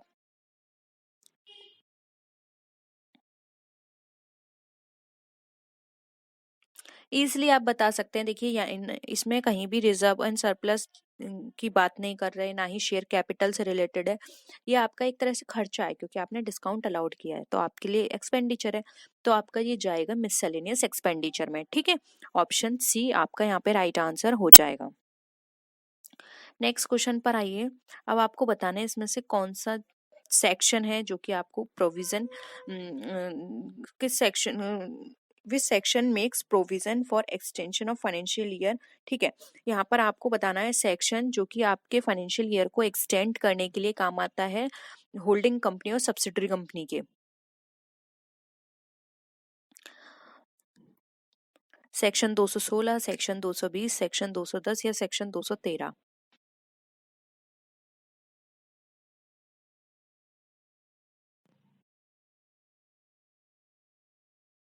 क्या हो जाएगा, ऑप्शन डी हो जाएगा यहाँ पे। सेक्शन 213 में ये हमें बताया गया है कि हम किस तरह से अपनी होल्डिंग कंपनी और सब्सिडरी कंपनी के जो फाइनेंशियल ईयर है उसको एक्सटेंड कर सकते हैं, ठीक है।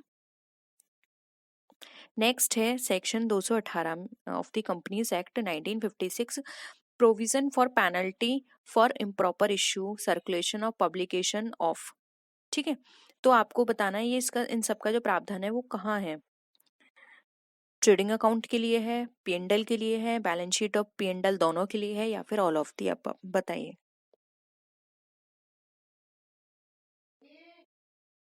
क्या हो जाएगा आंसर।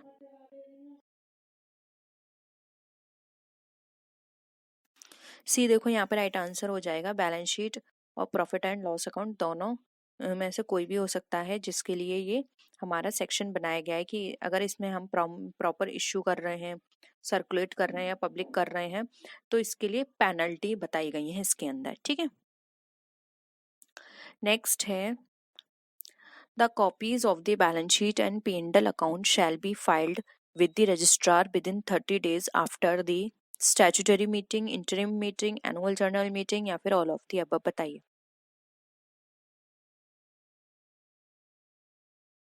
क्या हो जाएगा यहाँ पर आंसर। आपको P&L और बैलेंस शीट की कॉपी जो है रजिस्ट्रार के पास सबमिट करनी होगी विद इन 30 डेज। किसके, कौन सी मीटिंग के। देखिए ये सब कॉपियां तो आपकी हर साल होंगी, ठीक है। P&L बैलेंस शीट हर साल बनाई जाएगी, जबकि आपको पता है स्टैट्यूटरी मीटिंग सिर्फ एक बार होती है पूरी लाइफ में, ठीक है। तो स्टैट्यूटरी मीटिंग हट गई, और इंटरिम मीटिंग मिड में होती है तो भी आप यहाँ पर सबमिट नहीं कर सकते अपनी P&L और बैलेंस शीट, क्योंकि ये तो एंड ऑफ द ईयर बनती है।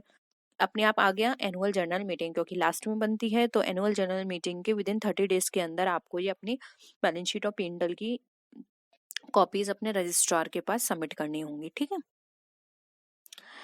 अब आपको बताना है which section deals with the preparation and presentation of the final accounts of joint stock company. Section 218, section 210, section 230 या फिर सेक्शन 211।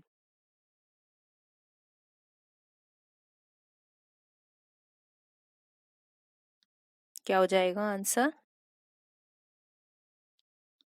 सेक्शन 210, ठीक है। यहाँ पे ऑप्शन बी आपका राइट आंसर हो जाएगा। ऑप्शन बी यानी कि सेक्शन 210 के आपको डील करना बताता है कि किस तरह से प्रिपरेशन और प्रेजेंटेशन होगा फाइनल अकाउंट्स का, अगर आप जॉइंट स्टॉक की बात करें तो, ठीक है।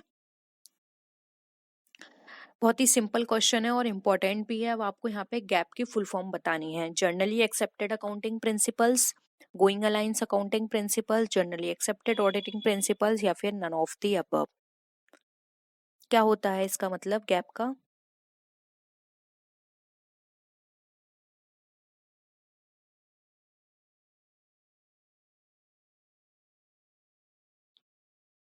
देखिए यहाँ पर इसका राइट आंसर हो जाएगा ए, जर्नली एक्सेप्टेड अकाउंटिंग प्रिंसिपल्स, यानी कि ऐसे प्रिंसिपल जो कि हर कोई उसको अडॉप्ट कर पाए, इजी हो सबके लिए। क्योंकि कुछ प्रिंसिपल्स जो आपने देखे हैं वो इस तरह के थे जो आपके इंटरनेशनल थे, जो कि हर कोई उसको अडॉप्ट नहीं कर पा रहा था, सबके काम करने का तरीका अलग था। तो कुछ ऐसे प्रिंसिपल्स बनाए गए जो कि इजीली अडॉप्ट किए जा सकें और सबका सेम रहे, इसीलिए गैप को लाया गया, ठीक है। Return inwards appearing in trial balance are deducted from, यानी कि अगर जो रिटर्न इनवर्ड है वो ट्रायल बैलेंस में दिखाया गया है तो वो कहाँ से डिडक्ट किया जाएगा।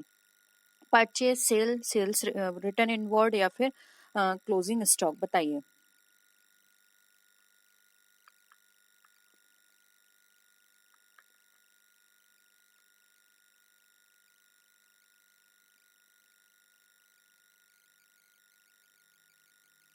देखिए यहाँ पे रिटर्न इनवर्ड यानी कि रिटर्न वापस आया।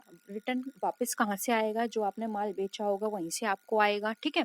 और अब परचेस में क्या होता है, आप वापस करते हैं, आपके पास आता नहीं है।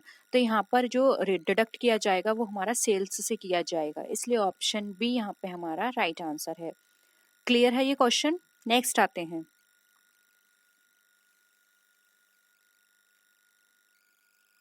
देखिए question, wages and salaries appearing in trial balance are shown. जो wages and salary trial balance में दिखाई जाती है on the debit side of profit and loss account, on the debit side of the trading account, on the liability side of the balance sheet या फिर on the asset side of the balance sheet? बताइए। Trial balance में हमारी wages and salary दिखाई गई है।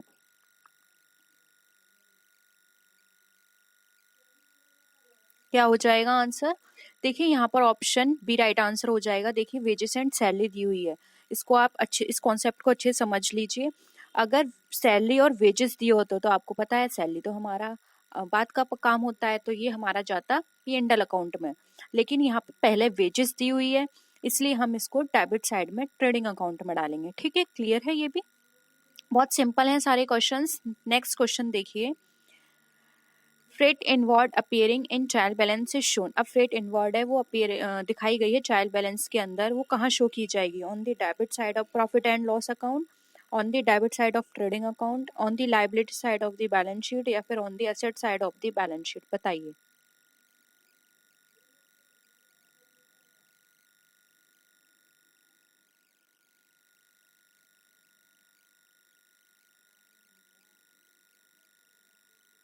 कहाँ दिखाया जाएगा? ये इनवर्ड है, अगेन इसे याद रखिए।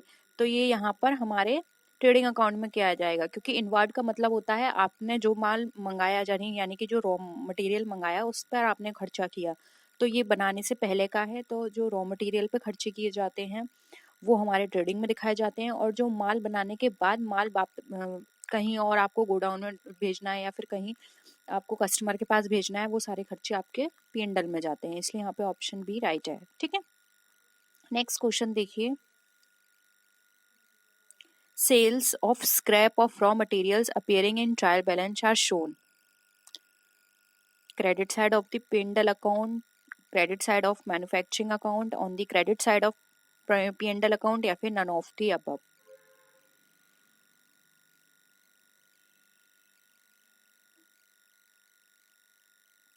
क्या हो जाएगा answer? Sale of scrap of raw material है, तो ये हमारा मैन्युफैक्चरिंग अकाउंट में जाएगा। ठीक है, तो ऑप्शन बी राइट आंसर हो जाएगा, क्रेडिट साइड ऑफ मैन्युफैक्चरिंग, क्योंकि सेल हमारा कहाँ दिखाया जाता है? क्रेडिट साइड में। ठीक है, नेक्स्ट है। अब आपको यहाँ पर ये बताना है जो हमारा गुडविल अकाउंट है वो हमारा कैसा है? करंट असेट है, फिक्टिशियस असेट है, टेंजिबल असेट है या फिर इनटेंजिबल असेट है?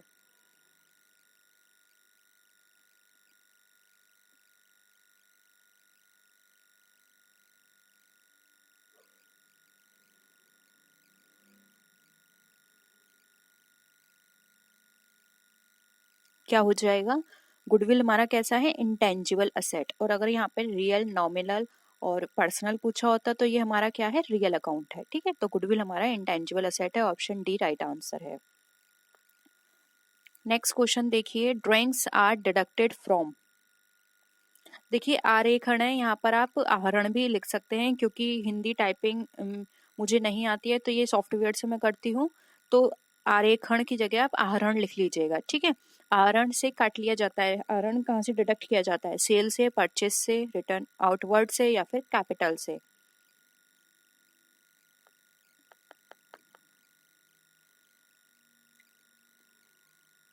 आपको पता है सेल जो ड्राइंग्स होती हैं और यहाँ पे ओनर और कैपिटल यानी कि बिजनेस दोनों को सेपरेट रखा जाता है, तो उसने ड्राइंग की है तो ये उसके लिए लाइबिलिटी है, यानी कि कैपिटल में से आप डिडक्ट होगी और उसको ये पे करनी पड़ेगी, इसलिए यहाँ पे इसको डिडक्ट किया जाएगा कैपिटल से। ऑप्शन डी यहाँ पे राइट है। ठीक है, नेक्स्ट क्वेश्चन पर आइए। देखिए यहाँ पर क्वेश्चन, इनकम टैक्स पे किया गया है मिस्टर ए के द्वारा off to ₹3,000, it's accounting treatment is.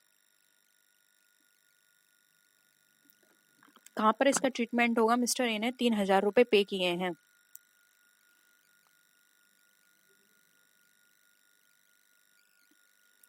Credit होगा P&L अकाउंट में, इग्नोर किया जाएगा, या फिर डिडक्ट होगा कैपिटल से, या फिर ट्रेडिंग के डेबिट में जाएगा?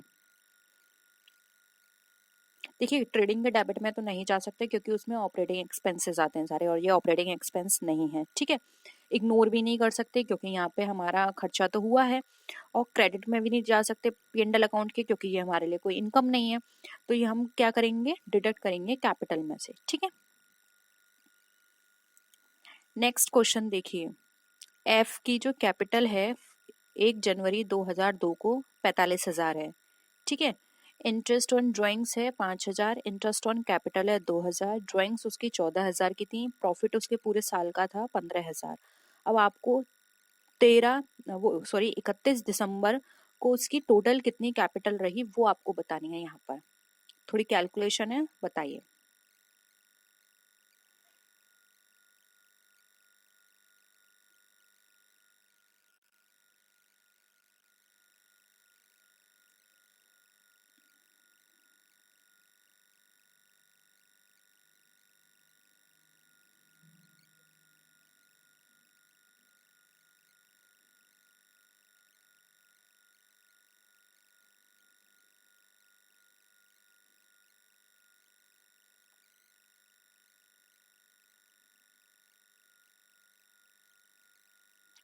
देखिए हम करते हैं।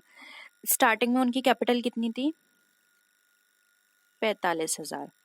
उसके बाद ड्राइंग्स को अभी हम साइड में रखते हैं, ये 5,000 थी ड्राइंग पर इंटरेस्ट, ठीक है, क्योंकि ये हमारा माइनस का है। फिर है इंटरेस्ट, कैपिटल पे कितनी आई? 2,000, अगेन इसमें ये ऐड होगी, ठीक है। फिर क्या है? 14,000 की उसकी ड्राइंग थी, इसको भी अभी हमें साइड में रखना है, ठीक है। फिर है 15,000 उसके प्रॉफिट के थे, तो 15,000 कितने प्रॉफिट के हो गए? ये टोटल उसका कितना हो गया? 60,000। ये हो गया 62,000, ठीक है, टोटल उसका। और ये 5,000 की उसकी इंटरेस्ट थी ड्राइंग पर, और टोटल ड्राइंग्स उसने कितनी की थी? 14,000 की। इन दोनों को ऐड कर दो, कितना आ गया? 19,000। अब 62,000 जो है उसमें 19,000 आपको क्या करना है? माइनस करना है। तो यहाँ पर अगर आप इसमें से 19,000 माइनस करेंगे तो आपके पास कितना आ जाएगा? 43,000। ऑप्शन सी यहाँ पे राइट आंसर हो जाएगा। उसकी टोटल कैपिटल कितनी बची लास्ट में? 43,000, ठीक है। नेक्स्ट क्वेश्चन पर आइए। आइज है, ये आई पर्सन का नेम है, ये फर्स्ट आगे जो लिख रहा है, आइज trial balance as at 31 December 2002। उसकी कुछ इंफॉर्मेशन है, जैसे कि 12% बैंक लोन है 40,000 पर, इंटरेस्ट उसने पे किए 3,800, इंटरेस्ट उसकी डेबिटेड हुई प्रॉफिट एंड लॉस अकाउंट में कितनी जाएगी? तो आपको सिंपल यहाँ पे तो इंटरेस्ट निकालने है आपको, और किसी से कोई मतलब नहीं है। कितना है उसका अमाउंट? देखिए साथ साथ में करते हैं, आप लोग भी करिए। 40,000 है, इंटरेस्ट कितनी है? 12% है, सिंपल है, 12 से इसको मल्टीप्लाई कर दो, कितना हो गया? 4800, ठीक है। ऑप्शन सी राइट आंसर है। उसकी जो इंटरेस्ट निकल कर आएगी 4800 है, क्योंकि यहाँ पे टाइम कुछ दे नहीं रखा, तो हम पूरे साल की निकालेंगे इंटरेस्ट, ठीक है। नेक्स्ट क्वेश्चन पर आइए। Depreciation charge on plant is, depreciation charge किया गया प्लांट पर क्या? Revenue expenditure, deferred revenue expenditure, capital expenditure, या फिर नन ऑफ द अबव?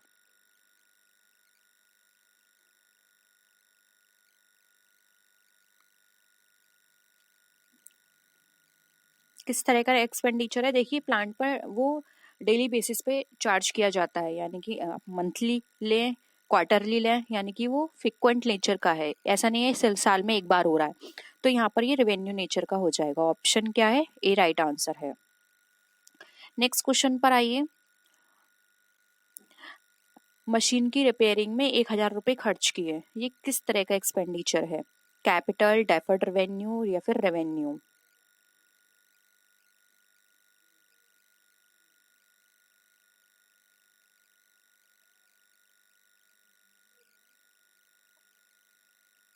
देखिए यहाँ पर बात करें मशीन की रिपेयरिंग में 1,000 दिए, तो ये आपका डेली बेसिस का है, रिपेयरिंग छोटी मोटी होती रहती है, वो उसके मेंटेनेंस खर्चे हैं ये सारे, ठीक है। लेकिन कैपिटल एक्सपेंडिचर वो एक्सपेंडिचर होते हैं जो कि लॉन्ग टाइम तक हेल्प करेंगे, ये लॉन्ग टाइम तक नहीं हेल्प करेंगे हमारे खर्चे, इसलिए ये जो छोटा खर्चा है ये हमारा रेवेन्यू एक्सपेंडिचर कहलाएगा, क्योंकि ये फ्रिक्वेंटली होता है। हर दूसरे दिन, हर हफ्ते आपको कुछ ना कुछ रिपेयर कराना होता है मशीन में, आपके ये खर्चे होते रहते हैं, ठीक है। इसलिए ऑप्शन सी यहाँ पे राइट आंसर है। नेक्स्ट है, a bill given to a creditor is called bills payable, bills receivable, bills of exchange, या फिर नन ऑफ दीज? बताइए।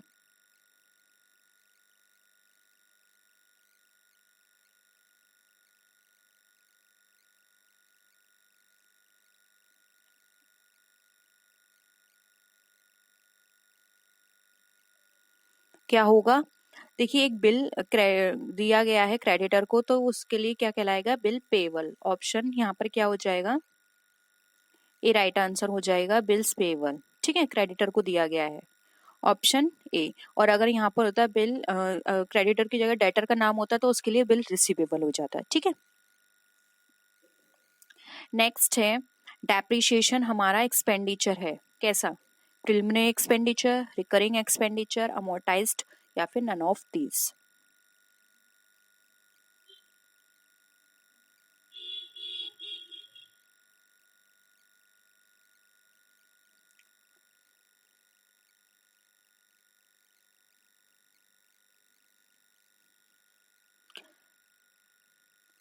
देखिए डेप्रिसिएशन जो है ना ही प्रिलिमिनरी एक्सपेंडिचर है ना ही रिकरिंग नेचर का है, ये हमारा अमोर्टाइज्ड होता है। ठीक है, ऑप्शन सी राइट आंसर है, डेप्रिसिएशन एक अमोर्टाइज्ड एक्सपेंडिचर है हमारा। ठीक है, नेक्स्ट क्वेश्चन है, एक ऐसा एक्सपेंडिचर जो कि हमारी परमानेंट असेट्स के एक्वायर में उसके एक्विजिशन में हुआ, वो हमारा कैपिटल एक्सपेंडिचर है, डेफर्ड रेवेन्यू एक्सपेंडिचर है, रेवेन्यू एक्सपेंडिचर है, या फिर नन ऑफ दीज, बताइए।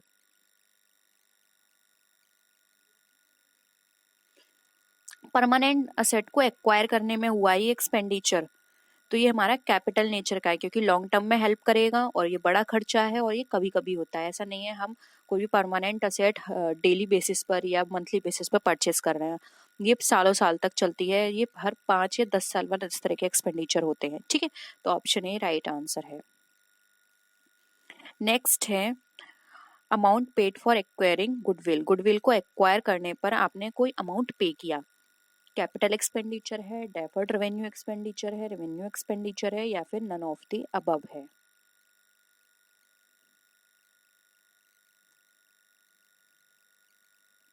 देखो आपने गुडविल के लिए दिया है और गुडविल का जो अमाउंट है, एक तो आपको बहुत लॉन्ग टाइम तक ये हेल्प करेगी गुडविल। ठीक है, दूसरी बात, गुडविल का जो अमाउंट आपने दिया होगा वो आपका बहुत काफी, उसका अमाउंट जो होगा काफी हैवी होगा। ठीक है, तो आप एक बार में शो नहीं कर सकते, अगर आपने एक बार में शो कर दिया तो आपकी बैलेंस शीट में जो प्रॉफिट है या फिर जो अच्छी पोजीशन है वो शो नहीं होगी। ठीक है, तो यहाँ पर इस तरह के जो एक्सपेंडिचर्स होते हैं वो धीरे धीरे राइट ऑफ किए जाते हैं, एक बार में शो नहीं किए जाते। ठीक है, इसलिए यहाँ पर इस तरह के एक्सपेंडिचर हमारे डेफर्ड रेवेन्यू एक्सपेंडिचर कहलाते हैं। ऑप्शन बी यहाँ पे हमारा राइट आंसर हो जाएगा। नेक्स्ट क्वेश्चन पर आइए, subscription received in advance during the accounting year is an income, an expense, an asset, a liability. आपने कोई भी सब्सक्रिप्शन रिसीव किया है वो भी एडवांस में, सिंपल है, इजीली आप समझ सकते हैं कि कोई भी चीज़ आप किसी से एडवांस में लेते हैं तो वो टाइम पीरियड नहीं हो जाता, या जब तक आप उसको सर्विस नहीं दे सकते तब तक आपके लिए वो लाइबिलिटी बना रहता है, तो ये हमारे लिए क्या हो जाएगा, लाइबिलिटी। ठीक है, नेक्स्ट है, कोई भी इनकम एंड एक्सपेंडिचर अकाउंट हमारा जो है वो शो करता है बैलेंस को, कौन से, cash in hand, capital account, net profit, excess of revenue over expenditure, और वाइस वर्सा। आपने इनकम एंड एक्सपेंडिचर बनाया होगा तो ये आंसर आप इजीली कर सकते हैं, बहुत ही सिंपल है ये।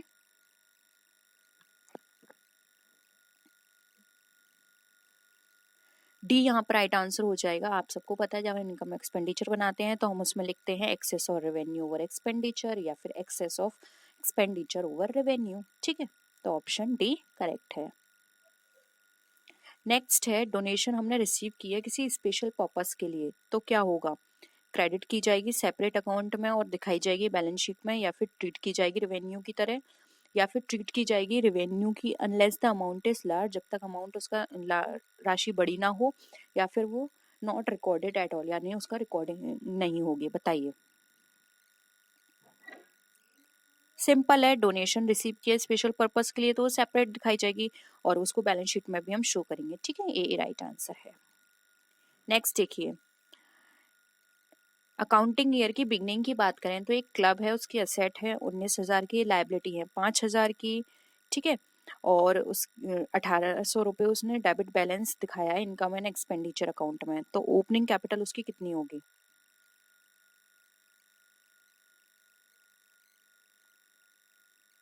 देखिए जल्दी से कर लेते हैं। ठीक है, ओपनिंग कैपिटल यहाँ पर अभी हमें नहीं पता, असेट कितनी बताई है उसने, 19,000 की। ठीक ठीक है।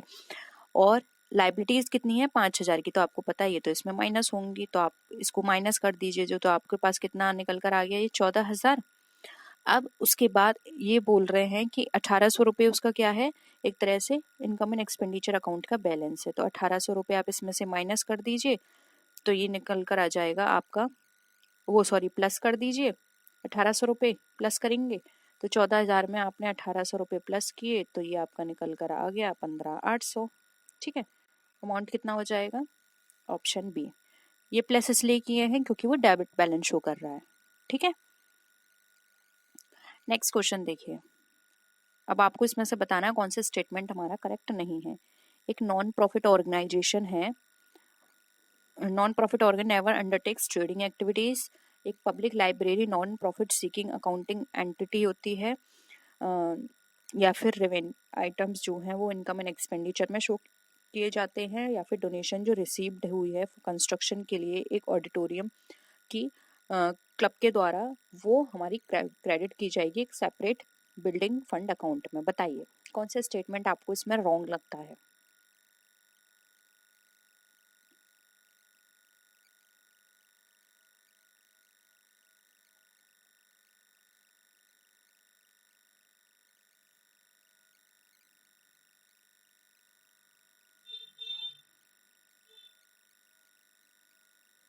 देखिए ये भी सही है, उसने स्पेशल पर्पस से रिसीव करी है तो सेपरेट दिखाई जाएगी, ये भी सही है।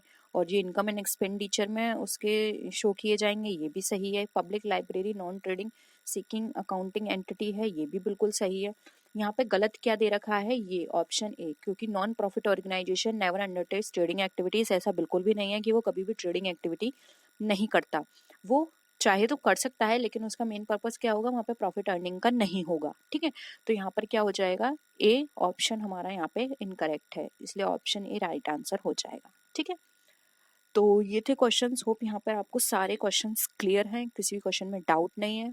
कोई भी डाउट हो तो प्लीज कमेंट सेक्शन में जरूर बताइएगा। ठीक है, तो नेक्स्ट वीडियो में मिलते हैं, तब तक के लिए टेक केयर, बाय बाय।